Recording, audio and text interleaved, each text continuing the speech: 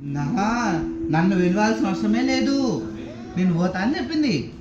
అప్పుడు శివుడు ఏమన్నాడంటే, ప్లీజ్ అమ్మా పోకు, పోతే నీకు అవమానం అవుతుంది, పోకు అని చెప్పింది. చెప్తే అట్లయితే ఏం చేస్తుంది, ఇంకా వినరు కదా ఆడోళ్ళు, నేను పోతాదే. అట్లయితే పో, కానీ ఇంకా నువ్వు చెప్పినావు కదా, నువ్వు వింటలేవు కదా, నాకు నంది అని ఒక వాహనం ఉంటుంది, ఆ నందిని తీసుకో పో పో అంటే సరే అని చెప్పేసి సతీదేవి మరియు నంది ఇద్దరు కలిసి పోతారు. పోతే రాజ్యం ఉంటుంది ఆడ. రాజభటులు ఏమంటారు అంటే వాళ్ళకు ఉత్తర్వులు ఇస్తాడు.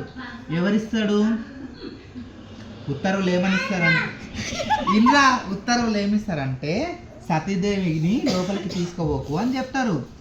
అప్పుడు ఏం చేస్తారు సతీదేవి, ఇది నా ఇల్లు కాదు అని చెప్పి నా ఇల్లు పై నేను ఎవరు చెప్పినా విన్నాను అని చెప్పి లోపలికి పోతుంది. పోతే ఇంకా తండ్రి బిడ్డలు ఫుల్ కొట్లాడతారు. నువ్వెందుకు వచ్చినావు, ఏం చేసినావు అంటే అప్పుడు సతీదేవి ఏమంటుందంటే, నేను నీకు ముందే చెప్పినా, ఏమని చెప్పినా, నాకు కానీ అవమానం అయితే నేను ఇంట్లోకి వెళ్ళిపోతా అని చెప్తుంది. ఇను అట్లయితే లాస్ట్కి ఏం చేస్తుందంటే యజ్ఞగుండంలా ఆహుతి అయిపోతుంది. అప్పుడు పరమశివుడు జపం నుంచి బయటికి వచ్చి ఇట్లా జుట్టు తీసి ఇట్లా వేసేస్తాడు. వేసేస్తే వీరభద్ర స్వామి వస్తాడు.